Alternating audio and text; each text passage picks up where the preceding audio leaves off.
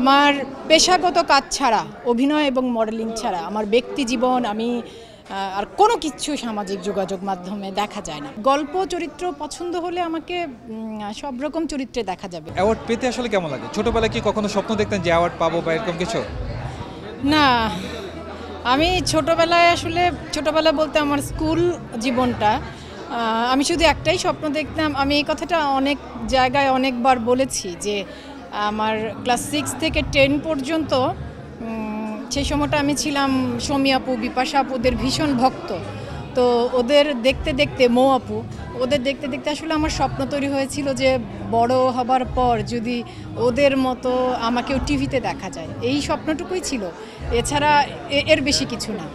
আর ছোটোবেলার কথা যেটা বলছেন যে স্কুলে হয় কি, আমি মফস্বলে বড় হয়েছি, তো ওখানে স্কুলে বার্ষিক পরীক্ষার পরে একটা কালচারাল অনুষ্ঠান হয়।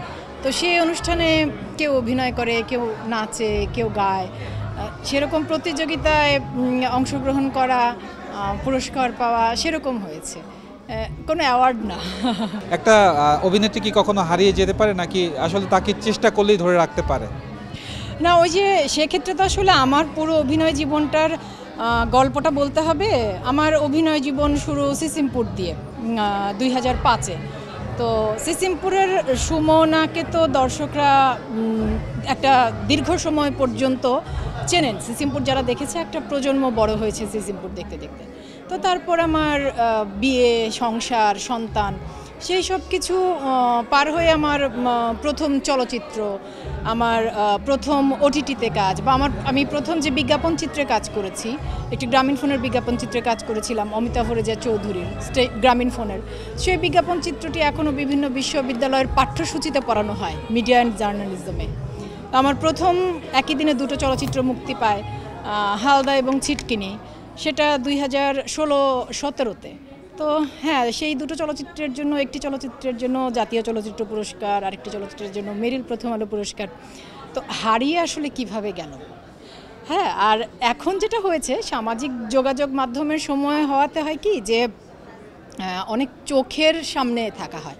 আমি বুঝতে পেরেছি আপনার প্রশ্নটা, আমি বুঝতে পেরেছি যে গত 2 বছরে আমার আসলে ট্রান্সফরমেশনের পরে যেটা হয়েছে, আমাদের দেশের অনেক ডিজাইনাররা মডেল হিসেবে আমার সাথে কাজ করবার আগ্রহ প্রকাশ করেছেন।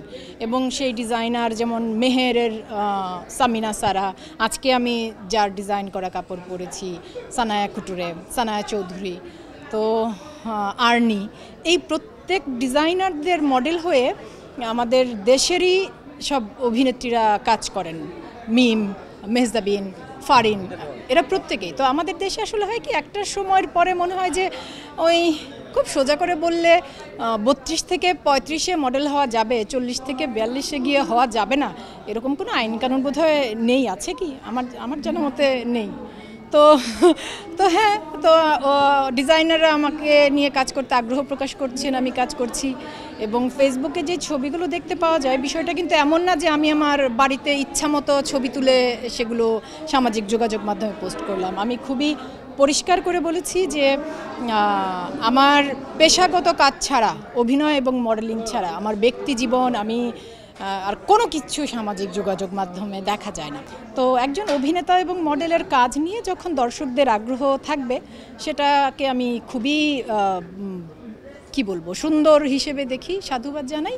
আর যার কাজ থাকবে তাকে নিয়ে আলোচনা যেমন থাকবে, তাকে নিয়ে সমালোচনাও থাকবে। অভিনেতা, মডেল তার মতো কাজ করবেন, দর্শকরা তাদের মতো পছন্দ অপছন্দ করবেন। আলোচনা, সমালোচনা, ঈর্ষা, ভালোবাসা সবই থাকবে, এটাই স্বাভাবিক।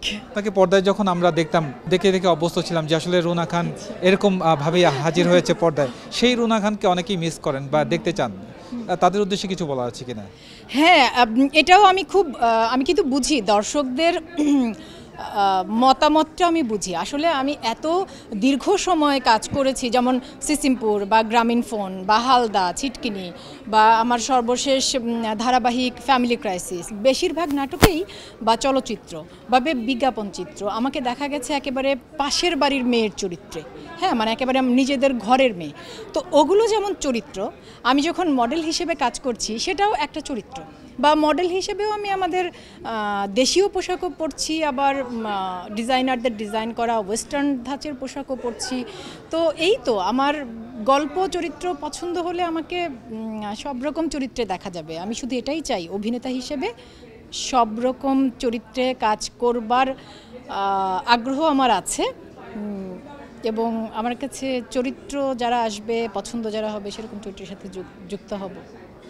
এবং আমার মুক্তি প্রতীক্ষিত যেই চলচ্চিত্রগুলো আছে, 3টি পূর্ণদৈর্ঘ্য চলচ্চিত্রের শুটিং শেষ করে রেখেছি। Double million offer, Walton fridge কিনে পেতে পারেন 20 লক্ষ টাকা, রয়েছে কোটি কোটি টাকার নিশ্চিত উপহার। মাসুদ পথিকের বক, কৌশিক শঙ্কর দাসের দাফন, এবং সম্প্রতি একটি চলচ্চিত্রে শুটিং করেছি জাহিদ হোসেনের লীলা মন্থন। 3টি চলচ্চিত্রেই হ্যাঁ বলা যেতে পারে নারী কেন্দ্রিক গল্প, নারী চরিত্রটিতে আমি কাজ করেছি, এবং হ্যাঁ একেবারেই আমাদের সমাজের প্রত্যন্ত অঞ্চলের নারীর জীবনের গল্প। 3 রকম। নতুন বছর আর কিছুদিন পরে, অর্থাৎ 2025 আসলে রুনার ভাবনাটা কি? বেঁচে থাকি, সুস্থ থাকি। এই যে বেঁচে যে আছি, উপরওয়ালা যে সুস্থভাবে বাঁচিয়ে রেখেছেন, এইটুকুতেই আমি খুশি। আর ভবিষ্যৎ আমি জানি না, আমি বর্তমানে বাঁচি, অতীতেও থাকি না, ভবিষ্যৎ নিয়েও ভাবি না, বর্তমানে বাঁচি।